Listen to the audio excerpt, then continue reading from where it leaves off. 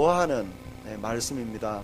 지난 주일 저녁에 제가 강동구에 병원 신방을 갔는데 그때도 집사님에게 그랬습니다. 병원에 오랫동안 계시는 분이에요. 그래서 집사님 시편을 한번 읽어보시면 참 좋겠다고. 여러분 시편은 참 좋아요. 제가 참 좋아하는 이유는 시편은 감정에 참 솔직해요. 화가 나면 화를 내고 또 눈물이 나면 울고 또 웃을 일이 있으면 함께 웃고 하나님 앞에 막 탄식하고 원수 때문에 너무 못 살겠으면요 원수를 저주하는 내용도 시편에 기록되어 있습니다. 그만큼 감정에 솔직해요. 그래서 우리가 가끔은 가족들에게도 다 얘기를 못하는 사연들이 있잖아요. 사랑하는 친구에게도 어느 정도까지는 얘기하고 어느 정도까지 얘기 못하는 게 있잖아요. 근데 하나님 앞에서는 그럴 필요가 없잖아요. 시인이 하나님 앞에 자기의 모든 문제를 얼마나 솔직하게 얘기했는지를 알 수가 있어요. 그래서 여러분이 힘들 때는 시편을 읽어보는 게 참 좋을 것 같습니다. 오늘 그런 의미에서 시편 말씀을 좀 전가하려고 합니다. 56편 전체를 보면서 제가 느낀 것은요, 따라합니다. 믿음의 사람도 고난을 당합니다. 믿음의 사람도 고난을 당합니다. 위로가 돼요? 믿음의 사람도 고난을 당해요. 이게 오늘 본문이 얘기하는 거예요. 우리는요 성경을 안 읽어봐서 그래요. 저는 그렇다고 생각해요. 성경을 읽어봤으면 안 그럴 텐데 성경을 안 읽어보기 때문에 성경의 사람은 그렇고 안 읽어보니까 그래요. 성경의 사람들도 완제품으로 태어난 게 아니에요. 그죠? 그들도 공사 중이고 그들도 반제품이고 그들도 실수하고 그들도 고난을 당합니다. 특별히 오늘 본문의 이 저자인 다윗, 이 다윗은요 우리가 이스라엘의 위대한 왕, 또 아주 문학적인 소년 뭐 이렇게 생각할지 모르겠습니다. 근데 다윗의 생애는 대부분 고통의 시간이었고 전쟁터에서 보냈던, 하나님이 나중에 성전을 건축하려고 할 때도 야 너는 평상시에 피를 너무 많이 흘려서 성전을 짓기에는, 성전은 샬롬의 집인데 성전을 짓기에는 부족하다. 그래서 성전을 아들 솔로몬이 지어야 될 정도로 이 다윗은 전쟁터에서 평생 보냈던 사람, 고통 가운데 보냈던 사람입니다.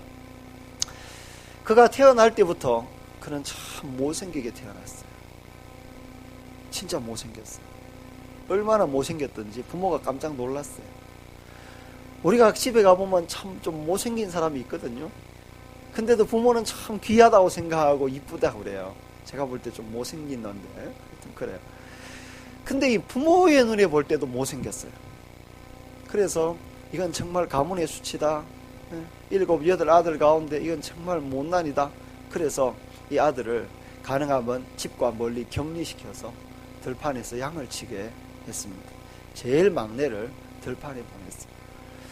형들도 인정을 안 했습니다. 나중에 형들이 전쟁터에 나갔을 때 심부름 왔을 때 형들이 다윗을 완전히 무시합니다. 발언 자체가 얼마나 무시하는 발언인지 몰라요. 다윗은 그렇게 자라났던 아이였습니다. 시편 27편에는 내 부모는 나를 버렸다 이렇게 표현을 했습니다. 심지어 목사님도 다윗을 안 좋아했습니다. 요즘으로 표현하면 목사님이겠죠. 예전에 선지자 사무엘이요, 사울왕의 대권을 잇기 위해서 이새의 집에 왔어요. 근데 딱 첫눈에 보니까 엘리압이 현빈 같았어요.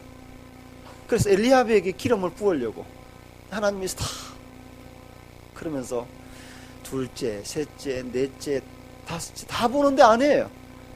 그래서 아들이 더 없는 거예요, 그 자리에. 그래서 아들이 더 있느냐 물어보니까 그때 들판에 있는 아들을 불러왔어요. 불러오기 전에 하나님이 사무엘에게 하신 말씀이 있어요. 여호와는 중심을 본다. 사람은 뭘 본다? 외모를 본다. 그러니까 너는 하나님의 선지자니까 외모 보고 시험 들지 말아라. 다시 말하면 그 정도로 다윗이 못생겼다는 거예요. 키가 작고 못생겼어요. 저는 볼 때 그런 것 같아요. 집에서도 어디에서도 인정받지 못한 외톨이였던 다윗, 그가 들판에서 하나님과 더불어 자라났던 것을 알 수가 있습니다. 그러다가 이 다윗의 인생에 드디어 쨍하고 해 뜰 날이 오게 되었습니다. 그 대박 사건이 바로 골리앗 때문이었어요.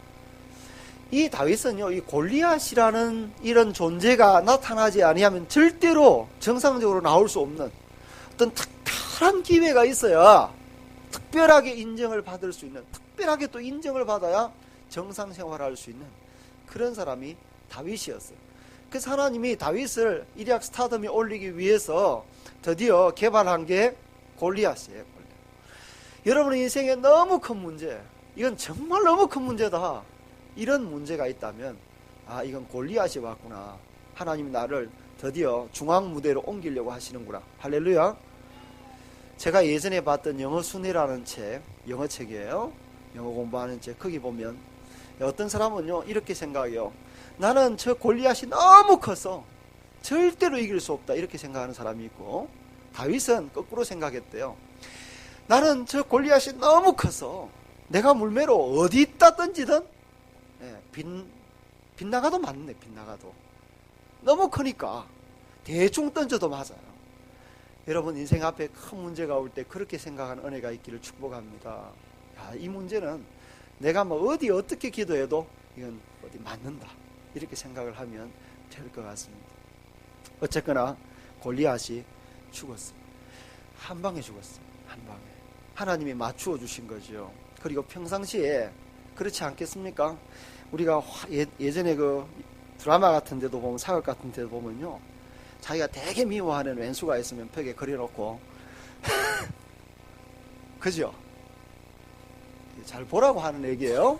일부 예배니까 정신을 차리시고 벽에. 저도 가끔 제가 원망될 일이 있으면 마트 같은 데 보면 다트 팔아요. 다트 벽에 갖다 놓고 우리 목사님 이러면서 한 방씩. 그러면 화가 좀 풀릴지 모르겠어요. 다윗이 자기 집 안에서 당하던 모든 서러움과 왕따들을 풀어낼 길이 없잖아요. 그러면서 막 풀어내는데 곰과 싸우고 이리떼와 싸우고 양을 지키기 위해서 막 싸워내는 거예요. 그러다가 자기도 모르게 이 기술이 연마가 된 거야. 이게요, 작은 노루새끼도 맞추다가 큰 골리앗은요, 이건 맞추기가 너무 쉬운 거야. 그래서 탁 돌려서 했는데 이마가 노루만해. 그잖아요. 이마박에다가 그냥 막 팍 맞아버려요. 그래서 그 큰 골리앗이 꿍 하고 지진 강도 6.2로 쓰러진 거예요. 그래서 이 골리앗을 무너뜨리고 나니까 그 전쟁터에 누가 나가 있었어요? 다윗의 형들이 가 있었어요. 형들이 일단 깜짝 놀랐어요. 아, 우리가 무시했던 다윗이 아니구나. 야, 우리가 잘못하면 앞으로 형하고 한판 뜨자 이러면 아, 죽겠구나. 건드릴 수가 없게 이제 존재가 달라진 거예요. 아버지도 무시할 수가 없는 거예요. 제가 2014년 인기 연예인, 우리 인터넷에 들어가서 한번 찾아봤어요. 저는 연예인을 잘 모르니까. 그래서 남자 연예인 중에 지금 인기가 최고 좋은 사람 누군지 아세요? 네? 집사님 누구요? 김수현. 어떻게 알았어요? 저는 이제 좀 바뀐 줄 알았는데 3월달 조사에 의하면 김수현 1위. 그 김수현이 그 김수현이 아니라고 제가 말씀드렸어요. 여자 연예인 1위. 전지현? 김태희더라고 하지. 김태희. 온 1월 13일 조사에 의하면 김태희.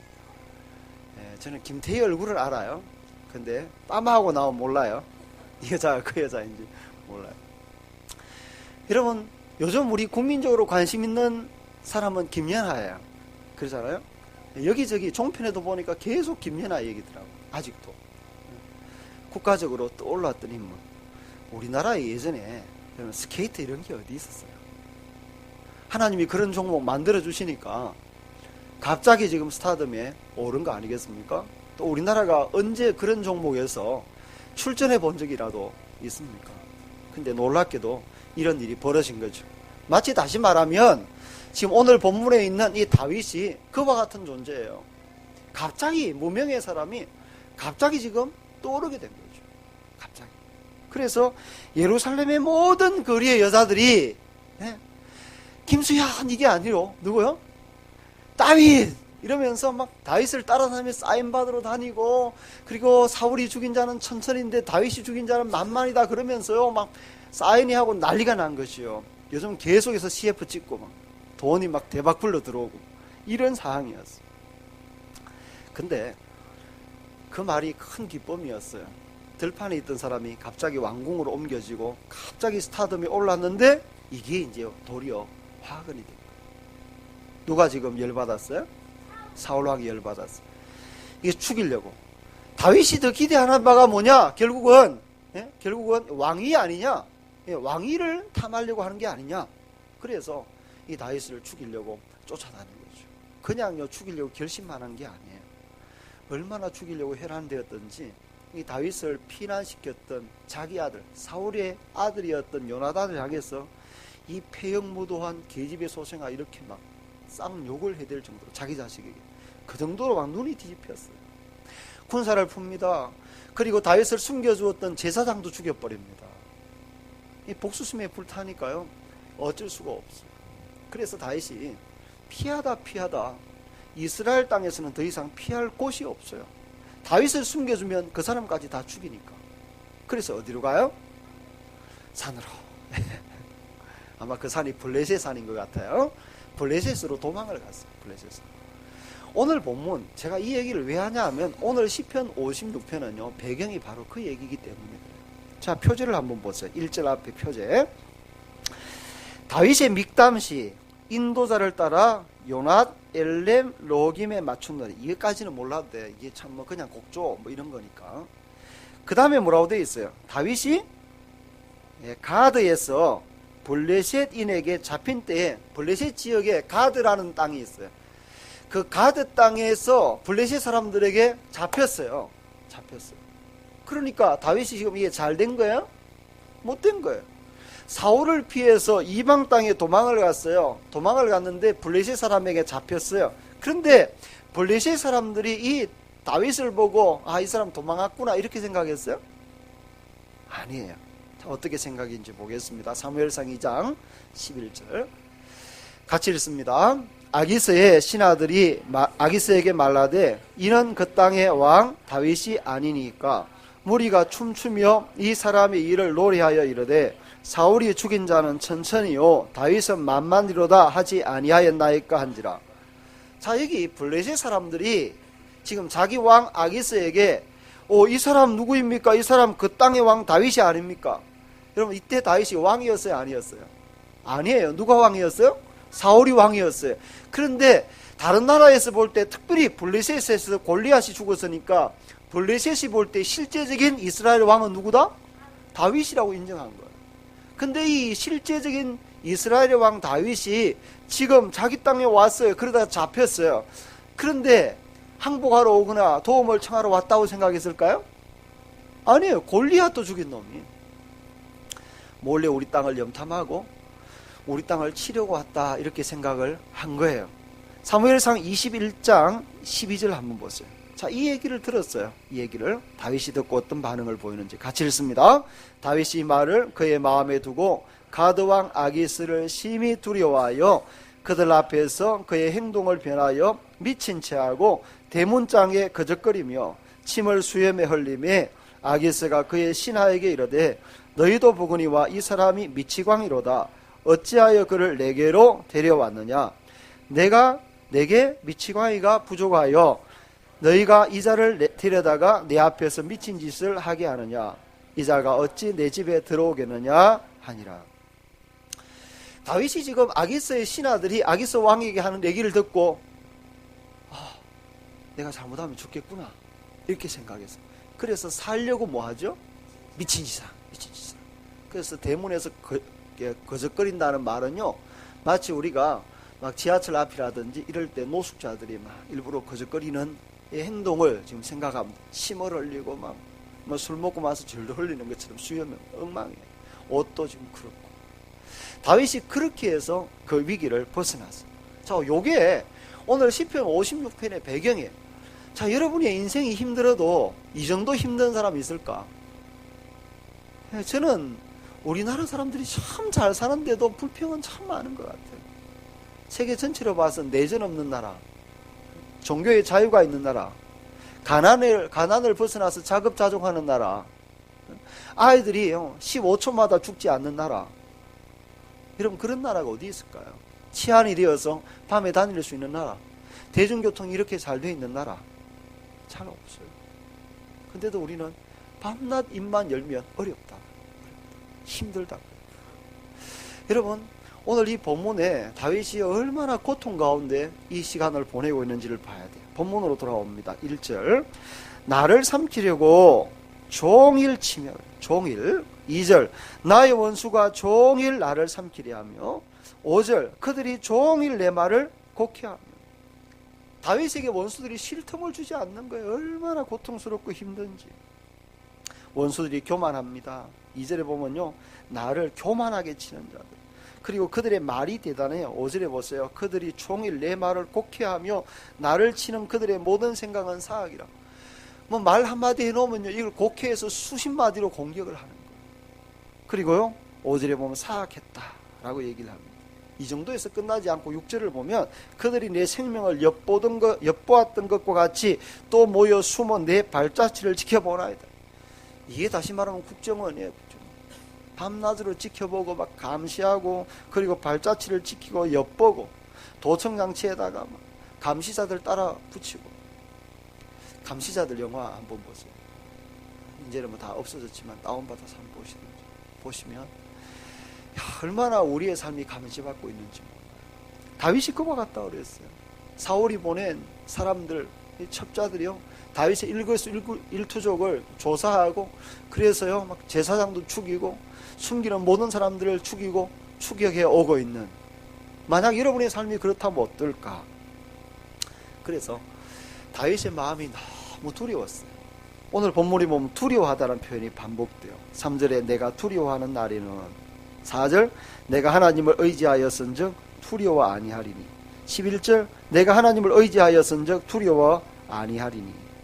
그러니까 다윗이 얼마나 이런 문제들 때문에 두려웠던지, 특별히 지금 블레셋 사람에게 붙잡혀가지고요, 이제 내 생명이 끝났구나, 난 이제 죽었구나 하는 두려움 속에 사로잡혀 있을 때에, 그때 오늘 제가 살펴보려고 하는 건 뭐냐 하면, 다윗이 이때 뭘 했냐, 이렇게 인생이 힘들게 전개될 때 다윗이 한 게 뭘까? 그러면 우리가 해야 될 건 뭘까? 좀 살펴보려고 그래요. 첫 번째 다윗은요, 기도했어요. 뻔한 얘기 같죠. 근데 이게 중요해. 1절 보면 하나님이여, 어떻게 시작해요? 내게 은혜를 베푸소서. 따라합니다. 하나님이여, 내게 은혜를 베푸소서. 네, 제가 제일 잘 기도하는 거예요. 기도할 때, 시작할 때 꼭 이렇게 시작을 저는 잘 합니다. 하나님이여, 내게 은혜를 베푸소서. 하나님이여, 우리 생수교에 은혜를 베푸소서. 저는 늘 이렇게 기도합니다. 하나님이여, 내게 은혜를 베푸소서. 얼마나 중요한 표현인지. 9절 내가 아뢰는 날에, 아뢰는다는 게 뭐예요? 내가 기도하는 날에 내 원수들이 물러가리니. 그리고 시 전체를 보면요, 제일 많이 반복되는 동사가 의지하다라는 동사. 의지하다. 3절 주를 의지하리이다. 4절 내가 하나님을 의지하고, 내가 하나님을 의지하였은즉, 두 번 나오죠. 10절에 내가 하나님을 의지하여, 또 한 번 더 나와요. 여호와를 의지하여. 11절 내가 하나님을 의지하였은즉. 하나님을 의지하는 거죠. 지금 원수 앞에 잡혔어요. 딴 거 할 일도 없어요. 우리는요, 내가 아직도 살만하면 내 힘으로 막 하려고 그래. 해보려고. 여러분, 안 돼요. 예수쟁이는요, 자기 이름으로 하려는 거 안 돼요. 하나님 앞에 두 손 들고 기도하기 전까지는 안 돼요. 하나님이 하셔야 돼요. 그래서 우리는요, 이제 더 이상 할 일이 없을 때야 두 손 들고 하나님 앞에 와서 하나님이여, 내게 은혜를 베푸소서. 그래서 어찌 보면 내 생에 완전히 막힌 담과 같은 그 문제가 하나님 앞에 기도하게 만드는 통로가 되는 것입니다. 근데 기도할 때 우리의 기도하는 태도와 다윗이 기도하는 태도가 좀 달라요. 4절과 11절을 다시 보면 내가 하나님을 의지하였은즉 두려워하지 아니하리. 자, 지금 두렵잖아요. 근데 다윗이 입을 열어서 하나님 앞에 기도를 시작하는 순간 무엇이 사라져요? 두려움이 사라져요. 왜요? 하나님을 믿기 때문에. 하나님이 어떤 분인지 믿기 때문에. 하나님이 얼마나 크신 분인지 알기 때문에. 그러니까 이것은 그냥 되는 게 아니고요, 처음부터 되는 게 아니에요. 내공이 쌓여야 되는 거죠. 내가 평상시에 들판에서 양을 칠 때에, 아버지 양을 지킬 때에 곰, 사자, 입을 찢어놓고 달려가서 죽이고 그 양을 찾아오고, 하나님이 과거에 내 생애 속에서 함께 하셨던 경험들이 있을 때에 큰 문제가 다가와도 이 문제에도 하나님이 함께 계실 줄로 믿는 거예요. 할렐루야. 그래요. 이 문제도 하나님 함께 하실 줄로 믿는 거예요. 과거에 하나님의 흔적이 내 삶에 없는 사람은요, 문제가 오면 그걸로 끝이에요. 캄캄해요. 하나님이 과거에 내 생애 속에 함께한 흔적이 있을 때에 맡길 수 있는 거죠. 빌립보서 4장 6절 말씀에 아무것도 염려하지 말고, 아무것도 염려하지 말고, 노란 줄로 꺼냈죠. 아무것도 염려하지 말고 오직 모든 일에 기도와 간구로 너희 구할 것을 어떻게 해요? 감사함으로. 우리가 하나님 앞에 기도할 때에 하나님이 계시고 내 기도에 응답하시기 때문에 우리는 감사함으로 기도해야 돼요. 기도할 때 어떤 사람은 기도하면서도 염려해요. 하나님을 안 믿고 기도하는 거죠. 그냥 이방인 신에게 막 비는 것처럼 기도하는 거죠. 우리가 하나님 앞에 나아갈 때는요, 하나님이 살아계신 것을 믿어야 돼요. 하나님이 어떤 분이냐? 요한복음 10장 29절 말씀 같이 읽습니다. 저희를 주신 내 아버지는 만유보다 크심에 아무도 아버지 손에서 빼앗을 수 없느니, 아무도 아버지 손에서 빼앗을 수가 없다 그랬어요. 그리고 오늘 시편을 보면요, 기도가 좀 더 한 걸음 더 나가요. 자, 기도해요. 두려워하는 날에. 근데 감사함으로 기도해요. 한 걸음 더 나아가서 12절을 보세요. 12절. 하나님이여, 내가 주께 무엇이 사온즉 서원함이 사온즉 내가 감사제를 주께 드리리니. 이 서원이 뭘까요? 야곱이 도망가다가, 형의 눈을 피해서 도망가다가 하나님을 만나요. 그러니까 서원하잖아요. 그렇죠? 세 가지 서원을 해요. 안 알려주시라고. 제가 여러 번 얘기했으니까. 자, 여러분도요, 또 저도 인생에 너무 힘든 일이 오면 뭐라고 해요? 하나님 앞에. 하나님, 이 고비를 넘기게 해주신다면, 하나님, 내 자식이 지금 죽어가는데 하나님이 이 자식을 살려주기만 하신다면. 우리 어머니가 그렇게 기도했어요. 살려주기만 하면, 아들 하나만 태어나게 해주시면 목사시키겠다고. 근데 싹 입을 닫고 몰래 계시다가 제가 아프고 나서야 이실직고 하셨어요. 하나님. 그래서 제가 온 거예요. 우리가 하나님 앞에 서원한다는 것은 정말 절박하다는 것입니다. 다윗은 이제 뭐 살 길이 없어요. 그래서 하나님 앞에 자기를 전부를 드리는 거죠.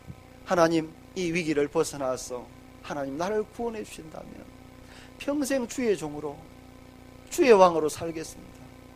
그런 거 아니겠어요? 서원을 했어요. 여러분, 우리의 기도가 대충 되지 아니하고, 어떤 기도는요, 생명을 건 기도를 해야 돼요. 생명을 건 기도. 하나님이 내 인생에 기회를 주신다면 내가 이렇게 살겠습니다 하는 정말 절박한 기도를 해야 될 것입니다. 그리고 두 번째는요, 다윗이 뭘 했냐면 찬양했어요. 뭘 했다고요? 찬양했어요. 4절을 보겠습니다. 내가 하나님을 의지하고 그 말씀을 뭐해요? 찬송하올지라. 10절, 내가 하나님을 의지하여 그 말씀을 뭐하며? 찬송하며 여호와를 의지하여 그의 말씀을 찬송하리이다. 여러분, 두 구절에 찬송이라는 말이 3번 반복돼요. 3번. 근데 찬양의 기초가 뭔지를 살펴보면 항상 따라오는 게 뭐예요? 그 말씀을 찬송, 그의 말씀을 찬송, 그의 말씀을 찬송하리이다. 다시 말하면 다윗이 그냥 찬양한 게 아니에요. 그냥 노래한 게 아니에요. 제가 많은 젊은이들 찬양 집회 보면요, 찬양 집회하고 걱정해요. 찬양의 기초는 하나님의 약속이에요. 하나님의 약속을 믿지 못하면 그냥 가라오케예요. 노래방이에요. 하나님의 약속의 말씀을 믿고 내가 하나님을 찬양하는 게 믿기 때문에 찬양하는 거예요. 다윗이 하나님의 약속을 믿었기 때문에 찬양하는 거예요. 특별히 다윗이 시편 보면, 그래서 시편 찬양이 좋은 것은 하나님의 말씀 그대로 노래를 만들어 놓은 거예요. 찬양을 만들어요. 그런 찬양을 참 많이 해야 돼요. 그 약속이 있어요. 다윗의 전공이 찬양이었습니다. 그가 아버지 집에서 쫓겨나서 들판에 양을 키우면서 시를 짓고 노래 부르는, 그리고 수금을 얼마나 잘 탔든지 제가 근거를 가져다 드릴게요. 사무엘상 15장에 보면 어떤 얘기가 나오냐 하면 사울왕이 전쟁하러 나가는 장면이 나와요. 사무엘이 말합니다. 당신의 하나님 여호와께서 이 아말렉을 진멸하고 하나도 남기지 말고 다 죽이라고 말씀하셨다 라고 말했어요. 전쟁을 했습니다. 사울이 잘 나갈 때니까 전쟁에 이겼습니다. 돌아올 때 뭘 가지고 돌아왔어요? 순종을 잘 안 하거든요. 하라 그러면 그렇게 하면 되는데 이게 다 버리고 다 불태우고 와야 되는데 뭘 가지고 와요? 송아지도 가져오고. 핑계는 뭐였어요? 당신이 하나님 앞에 제사 드리기 위해서. 사무엘이 뭐라고 그러죠? 순종이 제사보다 낫고 듣는 것이 수양의 기름보다 낫다 그랬어요. 순종이 제사보다 낫다. 성경 전체 얘기는 순종입니다. 우리가 하나님 말씀에 순종하냐 안 하냐 이거예요. 자, 사울이 순종하지 않았어요. 사무엘이 뭐라고 그러죠? 당신이 하나님의 말씀을 버렸기 때문에, 당신이 하나님 말씀을 순종하지 않았기 때문에 하나님도 당신을 어떻게 해요? 버렸다고 했어요. 그때부터 사울은 끝이 난 거예요. 그리고 16장에 바로 무슨 사건이 나오냐 하면 하나님이 사무엘을 보내서 이새 집에 가서 후계자 왕을 구하는 얘기가 나와요. 이미 사울왕은 버려진 겁니다. 하나님에게서 버려졌어요. 근데 사무엘상 16장에 보면 자, 하나님의 영이 사울을 떠나요. 한번 읽어보겠습니다. 사무엘상 16장 14절. 자, 여호와의 영이 사울에게서 떠나고 여호와께서 부리시는 악령이 그를 번뇌하게 했어요. 여러분, 여호와의 영이 누구를 떠났어요? 사울을 떠났어요. 자, 여러분, 두 가지밖에 없어요. 여호와의 영이 우리를 떠나면 반드시 뭐가 와요? 사단이 우리를 지배하거나 여호와의 영이 지배하거나 둘 중에 하나밖에 없어요. 물론 예수를 믿은 사람은 이쪽 영향을 받았다, 이쪽 영향을 받았다 합니다. 다시 말씀드리면 근본적으로 이쪽 영향을 받을 수는 없어요. 이쪽 영향을 받는데 예습관이 남아있어서 무서움이 들 뿐이에요. 하나님 이미 우리의 주인이 되어 있는 것입니다. 어쨌거나 사울이 지금 악령이 들었어요. 그래서 주변 사람들이 뭐라고 간청하냐 하면 수금 잘 타는 사람을 데려다가 수금 타면 당신의 마음이 평온해지고 정신이 온전해지겠습니다 라고 얘기를 했어요. 그때 그 소년 중에 하나가 누굴 추천하냐 하면 다윗을 추천해. 읽어봅니다. 사무엘상 16장 18절 시작. 소년 중 한 사람이 대답하여 이르되 베들레헴 사람 이새의 아들을 본즉 수금을 탈 줄 알고 용기와 무용과 구변이 있는 준수한 자라. 여호와께서 그와 함께 계시더이다. 여러분, 수금을 그냥 잘 타는 게 아니라 뭐예요? 여호와께서 그와 함께 계시더이다. 이걸 그 소년이 알았어요. 그냥 수금 잘 타서는 귀신이 안 나가요. 귀신이. 여호와께서 함께 하신 사람이 수금을 타니까 귀신이 나가는 거예요. 악력이 나가는 거예요. 마음이 평온해지는 거예요. 그가 지금 사울 앞에 왔어요. 사무엘상 16장 23절. 다 사무엘상 16장이에요. 읽어봅니다. 하나님께서 부리시는 악령이 사울에게 이를 때에 다윗이 수금을 들고 와서 손으로 탄즉 사울이 상쾌하여 낫고 악령이 그에게서 떠나더라. 여러분, 그래서 다윗은 위기의 순간마다 뭘 했냐 하면요, 뭘 했어요? 찬양했어요. 찬양. 여러분, 어릴 적에 제가 시골 교회에 있을 때 저는 일주일에 한 번씩 철야를 했어요. 일주일에 한 번씩. 선생님들이 그렇게 가르쳤어요.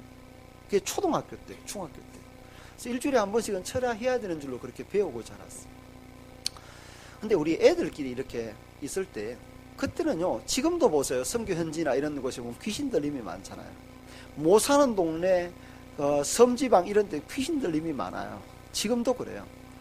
근데 귀신이 자주 찾아오고 귀신이 들리니까 선생님들이 뭐라고 가르쳐 줬냐 하면 귀신 들리는 일이 있거나 무서운 마음이 들면 다 둘러 앉아가지고 손잡고 찬송해라. 그때는요, 찬송가 한 100여 곡 정도는 줄줄 외웠어요. 그냥요, 뭐 불이 어디 있습니까? 이런 불이.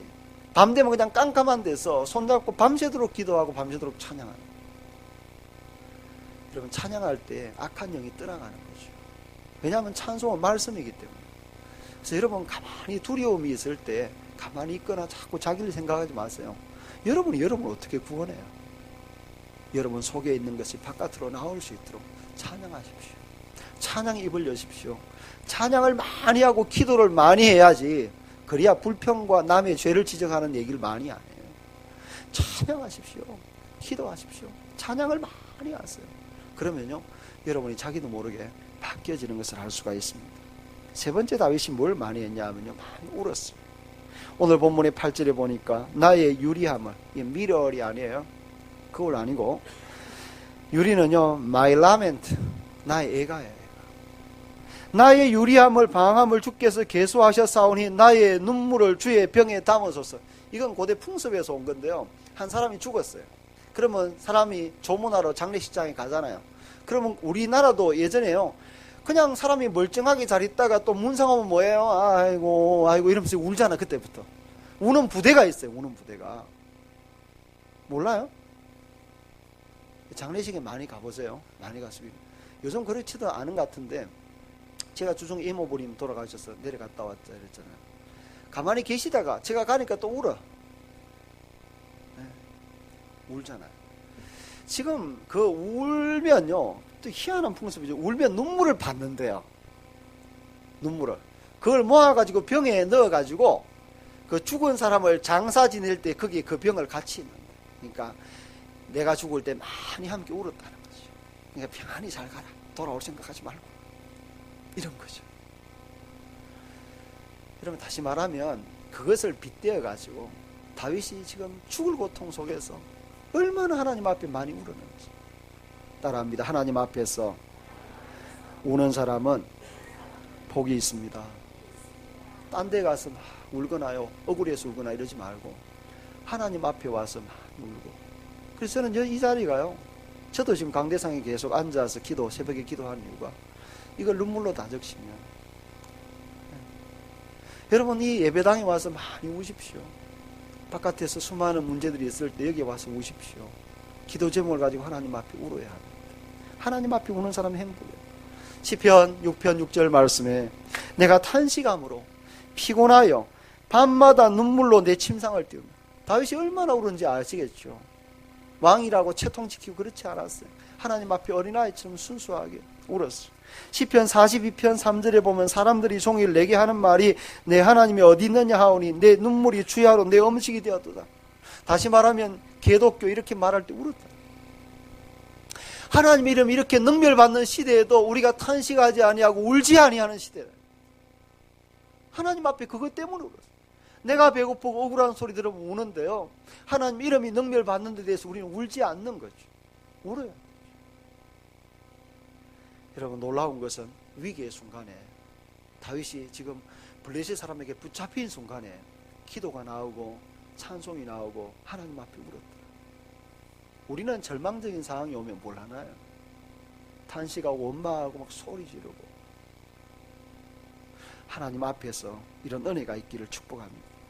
마지막 결과가 어떻게 되었느냐. 13절 주께서 내 생명을 사망에서 건지셨음이라. 주께서 나로 하나님 앞 생명의 빛에 다니게 하시려고 실족하지 아니하게 하지 아니하셨나이까. 주께서 내 생명을 어디서 건졌다? 사망. 이 사망이 뭐라고요? 블레셋 사람에게 지금 붙잡힌 거예요. 꼼짝없이 죽게 된, 도저히 피할 길 없는 그 상황에서 하나님이 살려주셨어요. 이게 살려주신 게 어떻게 살려주셨냐 하면, 아까 우리 읽었어요. 사무엘하에서 미친 채 했잖아요. 수염. 자, 몇 장을 앞으로 넘어가 볼게요. 제가 여기 준비도 했지만 시편이니까 몇 장 앞으로 넘기면 한번 찾아봐야죠. 34편을 한번 보세요. 시편 34편. 다윗이 아비멜렉 앞에서, 그러니까 그때 블레셋 왕이 누구였어요? 아비멜렉 앞에서 어떻게 하다가 미친 채 하다가 쫓겨나서 지었시다 이렇게 말했어요. 그가 미친 채 하다가 쫓겨나서 지었어요.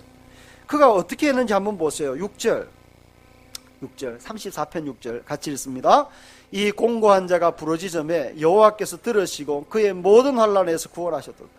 이 공고한 자가 부르짖음에 들으셨대요. 7절 여호와의 천사가 주를 경외하는 자를 둘러 진치고 그들을 건지셨다. 하나님이 천사를 보내셨대요. 자, 천사가 진짜 왔나 안 왔나요? 눈앞에 액면으로 볼 때는 다윗이 미친 채하고 빠져나온 거죠. 근데 다윗은 지금 누가 도왔다고요? 여러분 어떤 사람은요 자기가 잘해서 나온 줄로 알아요. 왜냐하면 천사 안 왔거든요. 자기가 미친 채 해서 쇼 잘해서 나온 걸로. 아니에요. 미친 채 한다고 놓아주겠어요? 하나님이 아비멜렉에 놓아줄 마음을 주니까 놓아준 거죠. 우리의 생애 속에서 끊임없이 신앙이 없는 사람은 자기가 하고 자기가 해서 그렇다고 생각해요. 아니에요. 그 일 가운데 하나님이 개입하셨기 때문에 그런 결과가 나온 거예요. 우리가 잘해서 이런 일이 된 게 아니에요. 하나님이 도우셔서 된 거예요. 17절 같이 읽습니다. 의인이 부르짖음에 여호와께서 들으시고 그들의 모든 환난에서 건지셨도다. 하나님께서 건지시는 거죠. 건지시는 거. 그래서 34편 9절 10절에 보면 너희 성도들아 여호와를 경외하라. 그를 경외하는 자에게는 무엇이 없다? 부족함이 없다. 10절 젊은 사자는 꿈피바여 줄일지라도 여호와를 찾는 자는 모든 좋은 것에 부족함이 없다. 여러분, 하나님을 찾는 자는 부족함이 없을 줄로 믿습니다. 결론을 맺습니다. 우리는 결코 좌절하여 앉아있을 존재가 아닙니다. 우리 앞에 힘든 일이 많이 있습니다. 때로는 골리앗이 있을 수도 있고, 때로는요 블레셋 왕이, 또 블레셋 사람들이 우리가 에워싸였어. 우리 땅도 아닌 이방 땅에서 내가 완전히 포로가 될 때도 있습니다. 삶의 절망적인 상황 가운데서도 우리가 기억해야 합니다. 우리가 어떻게 해야 된다고요? 첫 번째, 기도해야 돼. 두 번째는요, 찬송해야 돼. 세 번째는요, 하나님 앞에 울어야 돼. 기도하고 찬송하고 울다 보면 하나님이 길을 주세요. 길을. 그 길이 내가 미친 채 해가지고 빠져나올 길이라도 살아났잖아요. 거기서 빠져나왔잖아요. 때로는 내가 미친 짓을 해서 빠져나오는 것 같지만, 다시 말하면 그렇게 했다고 나오는 게 아니에요. 하나님이 천사를 보내셔서 도우시니까 나오는 것입니다. 여러분, 제가 이 설교를 수양관에 들어가서 왜 준비했냐 하면 너무 기도 안 하셨어요. 너무 기도 안 하셨어요. 여러분, 우리 교회가 기도해야 돼요. 기도해야 될 상황입니다. 여러분, 우리나라가 기도해야 될 상황입니다. 매스컴 한번 뉴스 들어보세요. 나라가 너무 힘들지 않아요? 그걸 못 느끼십니까? 기도해야 될 때인데도 기도 안 하니까. 여러분, 우리 앞에 환란이 다가오는 것을 우리가 염두에 두고 우리가 기도하십시오. 입을 열어서 그때 낙심하지 말고 찬양하십시오. 하나님 이름을 찬양하십시오. 그리고 하나님 앞에 많이 우십시오. 딴 데 가서 울지 말고요, 여기 와서 우십시오. 여러분, 우리의 눈물이 이 바닥을 다 적실 때 저는 하나님 이곳을 사용하신다고 믿습니다. 우리의 눈물로 이 바닥을 적시고 정말 기도의 열기가 가고, 조금 어찌 보면 땀 냄새, 눈물 냄새 이래서 조금 개개한, 우리 교회만이 낼 수 있는 좀 특유의 냄새. 하지만 그것이 우리의 삶에 평안을 주고 건지실 줄로 믿습니다. 그런 은혜가 한 주간 있기를 축복합니다.